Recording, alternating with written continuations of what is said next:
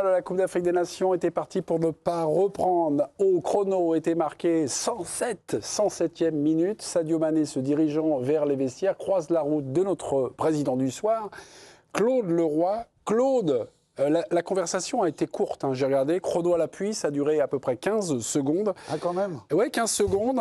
On voit Sadio fondre vers vous, vous prendre dans ses bras, lâcher un petit mot. Vous nous refaites le dialogue, vous nous racontez ce qui s'est passé. Mais ça, je pense même pas, je savais même pas que ça allait durer 15 secondes. 15 secondes. C'était tout simple, il est arrivé vers moi.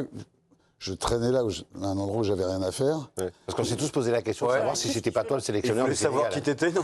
C'est incroyable. Qui êtes-vous, monsieur? Et donc, on voit la statue du commandeur qui arrive, comme le roi. Excusez-moi, je suis en interrogatoire. Pardon. Foutez pas l'interrogatoire. On laisse la séquence. Il y a quelques avocats de la partie civile. Allez-y. Donc, il est arrivé vers moi.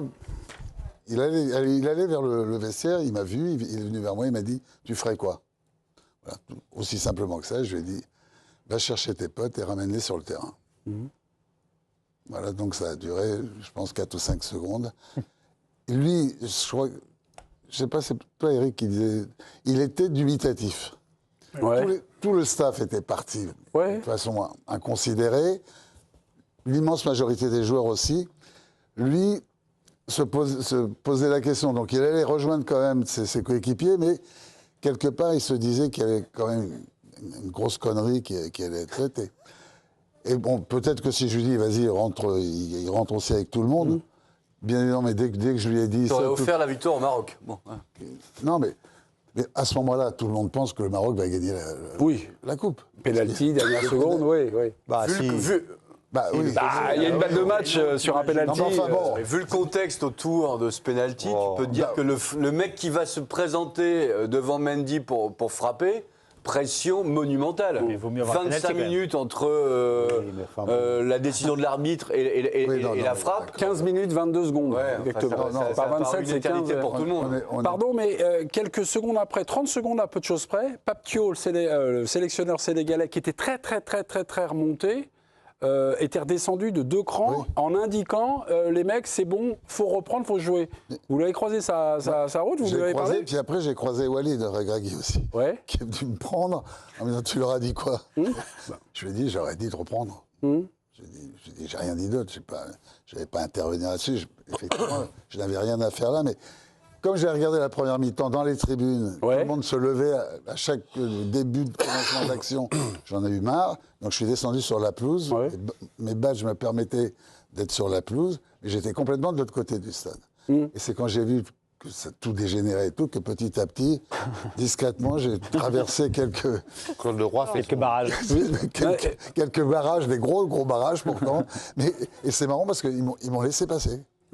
La valise ils ont vu Dieu, quoi. La valise diplomatique. C'est qu'après, il y a une dame, là, il semblerait qu'il y ait d'ailleurs un rapport aujourd'hui là-dessus de la CAF, qu'il y a une dame qui est venue en disant, mais c'est pas possible, qu'est-ce que vous faisiez là? Je suis venu voir pour essayer de calmer un petit peu, parce que quand même, dans ce moment-là, personne de la CAF n'est venu. Personne n'est descendu pour leur dire, pour leur expliquer en 3... Personne.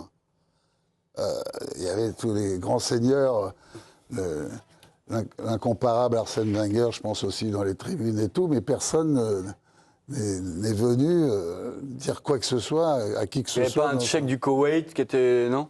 Non, il n'était pas là, on n'était pas. Qu'est-ce qui vous a choqué? Vous étiez donc aux premières loges de cet échauffourée, là, lorsque le pénalty est accordé avec la VAR. Moi, je voyais les images. Il y avait, j'ai à peu près compté, c'est au doigt mouillé, une quarantaine de personnes qui étaient derrière l'arbitre, qui étaient en train de consulter les images. Et ces personnes, ce n'étaient pas, on va dire, des spectateurs. Ils étaient plutôt actifs. Oui. Ils mettaient bien la pression. Et il y avait déjà les 70 000 personnes de la finale qui n'ont pas lâché une seconde l'arbitre quand il était consulté. Et puis c'est vrai qu'il y avait un monde derrière lui. Alors les Sénégalais essayaient de faire un peu le ménage pour empêcher toutes ces personnes. Il y avait les stadiers, il y avait des gamins qui étaient chargés soi-disant de la sécurité, qui sont allés se battre un moment avec le remplaçant du gardien sénégalais pour lui piquer 3 fois sa serviette bleue alors qu'il y avait un déluge. Et puis... Bon, on avait vu les images très furtivement, on voyait qu'il y avait matière à siffler penalty. Oui. L'erreur, c'est que quelques minutes avant, il siffle beaucoup trop tôt la faute, ou ce qu'il considère comme une faute, au lieu de laisser l'action se dérouler et de voir si le but des Sénégalais était valable ou pas. Et tout est parti de là, parce qu'il y a eu suspicion. Sénégal. Parce qu'il siffle avant. Oui, c'est pour ça qu'il ne peut pas consulter la VAR. Il ne peut pas consulter, c'est fini. L'arbitre, c'est ça là. Ouais. C'est qu'il a Mais sifflé. c'est pas une énorme erreur non plus, Bernard. Si, d'avoir sifflé, bien sûr. Mais tout le monde lui tombe dessus. Non, Mais c'est pas un scandale. C'est pas le scandale du Il siècle. aurait dû attendre, quoi. Peut-être, mais c'est pas une erreur. Mais parce que À partir, je dis pas sa décision, c'est pas ça que je conteste. c'est sa précipitation. C'est la précipitation. Oui. C'est-à-dire qu'à partir du moment où il siffle, il refuse l'arbitre, il refuse le but sénégalais, il s'enlève la possibilité que ça soit checké par le VAR. Ok, Bernard, mais il est plutôt bien placé. Il est à 3 mètres. Absolument. Il se met là dans la difficulté. Parce qu'il y a une aide à l'arbitrage qui s'appelle la VAR. Autant l'utiliser. C'est là où il commence. S'il estime qu'il n'en a pas besoin, il est hyper bien placé, il est à 3 mètres. Il voit l'attaquant se débarrasser d'Hakimi avec les mains. Lui, il pense qu'il y a faute ici. Les copains, moi, sur le coup, il n'y a pas scandale. Les copains, je reprends la main. Vous pouvez cuisiner Claude Leroy. Il était au premier loge. Avez-vous une question à lui poser sur Je pense qu'il va être suspendu. Il n'avait rien à faire là, il va être suspendu. C'est le seul qui va être suspendu dans l'histoire. J'ai demandé une question, pas une vanne. Vous avez une question ou pas? Non, on a fait le tour par rapport à Claude. Je souhaitais quand même répondre à Bernard. Okay. Parce que Bernard, il n'est pas pour le VAR. Et j'ai entendu souvent, je te fais pas ton procès, sauf que on dit souvent, les arbitres prennent pas leurs décisions. C'est ce qu'il a fait trop vite. D'habitude, en rugby, la règle de l'avantage, tu la laisses comme ça, tu as le temps. Et tout le monde critique qu'on laisse trop de temps de temps en temps. Moi, ça me fait marrer. Parce qu'il n'y a pas de VAR. Bah, il a sifflé tout de suite. Et là, on entend un autre discours, il aurait dû laisser. Moi, c'est ce que je pense. Même si ça agace certains, il vaut mieux laisser quand tu n'es pas sûr. Sauf qu'on dit que les arbitres n'arbitrent plus, que les arbitres de touche non plus, et on les critique en utilisant trop cette fameuse VAR. Sauf que là, ça aurait été très bien il fait un bon arbitrage dans ce match. Oui. Moi, j'ai trouvé plutôt solide.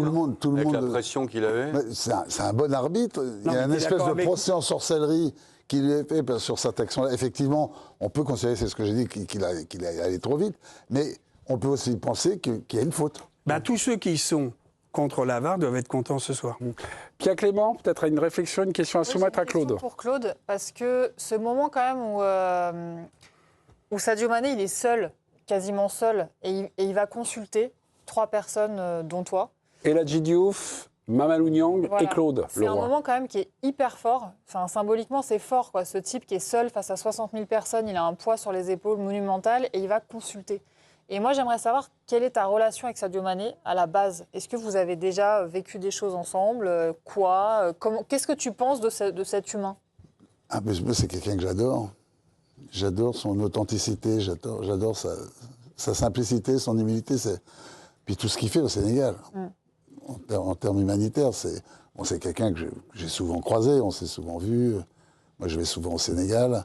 Donc, c'est vrai qu'on n'a pas une relation privilégiée tous les deux, mais on s'aime bien, quoi. Il y a du respect, quoi. Oui, beaucoup. Et c'est pour ça qu'il vient directement vers moi, parce qu'il a besoin de conseils à ce moment-là.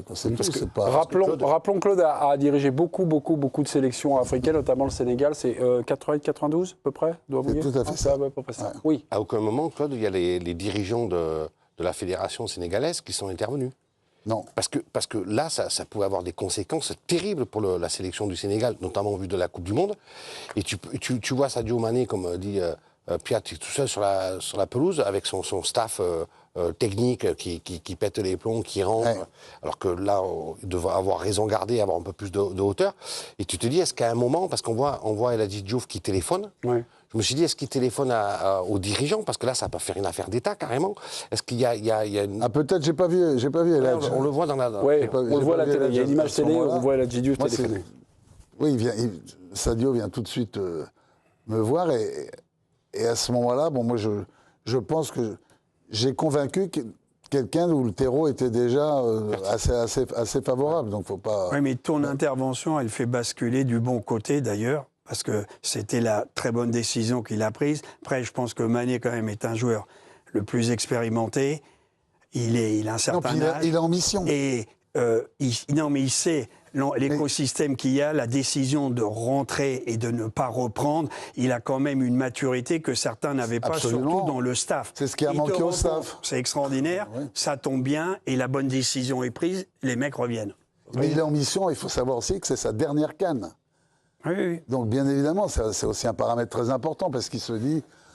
Quelle image. On ne peut pas terminer ma carrière en Coupe d'Afrique des Nations comme ça. Tu sais, c'est évident. Enfin, moi, je l'ai toujours pensé, vous sûrement ou pas. Bon, c'est pas grave. Moi, j'ai toujours pensé depuis le début que Thierry Henry aurait dû, dans le bus, en 2010, se lever, même s'il était, au lieu de laisser la connerie démarrer, de descendre et dire aux mecs, messieurs, on descend, c'est l'équipe de France, on joue pas. On est nul, on réglera nos comptes après. Là, il l'a pas fait. Moi, ça m'a surpris que Thierry Henry... Non, par contre, il a pris la voiture sur le tarmac pour aller à l'Élysée. Non, mais ça, je m'en fous. C'est quand il est là-bas, il doit dépasser le cadre de sa position où il était remplaçant parce que Sadio est en mission et il est en dépassement de fonction. Il n'est pas capitaine. Oui, mais c'est pas grave. Il n'est pas capitaine. Parce que tu parles en dépassement de fonction, j'ai pas Oui, mais enfin, il n'y a pas que le brassard quand tu es un mec qui il a soulevé le trophée. T'as son palmarès, il a tout gagné, tu t'appelles Thierry Henry, tu peux bouger les choses. Et pour moi, il s'est trompé de chemin. Je ne l'accuse pas par la suite. Il y avait un groupe, mais il est resté neutre. Question de Régis Astola aux réflexions. Non, juste, Claude, je voulais savoir si tu avais parlé avec le sélectionneur sénégalais, avec Thio, pendant ces moments-là.